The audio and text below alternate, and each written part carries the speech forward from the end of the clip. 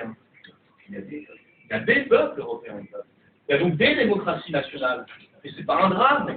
C'est comme ça que ça fonctionne le monde. Et on va pas aller au forceps vers quelque chose qui n'existe pas. Ou alors on est dans l'idéologie pure. Et on sait comment ça finit l'idéologie pure. Ça finit très mal.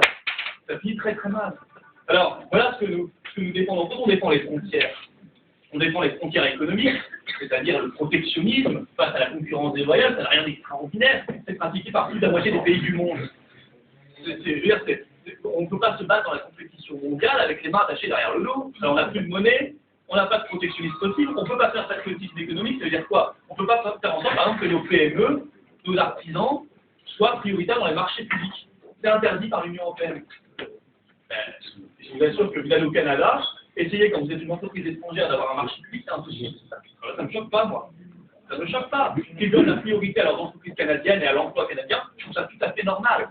Ce que je trouve anormal, c'est qu'on ne le fasse pas en France, qu'on n'ait pas le droit de le faire à cause de l'Union européenne, et surtout à cause, non même pas de l'Union européenne, à cause des gouvernements français qui se sont soumis à l'Union européenne. C'est eux les vrais responsables. Les vrais responsables, ce sont l'UMP et le Parti socialiste qui ont voté ça. Il ne faut pas expliquer en plus aux Français ce que ça voulait dire, ou que bafouer le vote des Français. Quand on dit les frontières migratoires, ça ne veut pas dire fermer les frontières. Ça, je veux dire, c'est la caricature, c'est le mensonge. Ça veut dire maîtriser ces frontières. Aujourd'hui, on ne les maîtrise plus du tout. Pour certains titres, les travailleurs frontaliers, ils passent sans aucun problème. Et ils passeront demain quand le Front National sera au pouvoir. Mais regardez vers la Suisse, il y a 140 000 Français qui vont travailler chaque jour en Suisse. La Suisse n'est pas dans l'Union européenne, et pourtant ça marche. Même après leur votation, on nous a fait croire que c'est l'apocalypse. Ouais, non, ça continue. Parce que la Suisse a simplement souhaité restreindre un peu plus son immigration, mettre en place la priorité nationale comme on la défend nous. Ben, ils ont le droit de le faire. Surtout qu'ils ont demandé l'avis aux Suisses par référendum et qu'ils ont dit oui. Où est le problème? C'est très démocratique. Mais ça ne pénalise pas les travailleurs français. Eh bien, ce sera pareil demain. Par contre, la frontière filtre, ça veut dire qu'on peut lutter contre les trafics, on peut lutter contre la criminalité internationale, on peut lutter contre l'immigration clandestine, on peut faire en sorte que quand on renvoie les Roms dans leur pays, à la frontière, il y a une frontière. Aujourd'hui, on les renvoie à une frontière qui n'existe pas. Ça évidemment, ils reviennent 3 heures plus tard.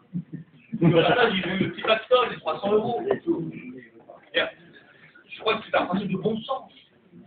En dehors de cette anomalie qu'est l'Union européenne aujourd'hui, 95% des pays du monde, et il faut me rappeler cette vérité, parce qu'on a tendance à l'oublier sous le flot de propagande européiste qu'on reçoit en permanence, 95% des pays du monde ont leur monnaie nationale, ont leur frontière nationale, peuvent faire du patriotisme économique, ont leur souveraineté nationale, c'est-à-dire leur capacité de maîtriser leur destin. Parce que c'est ça la souveraineté nationale. C'est pas un mot, un concept théorique. La souveraineté, ça veut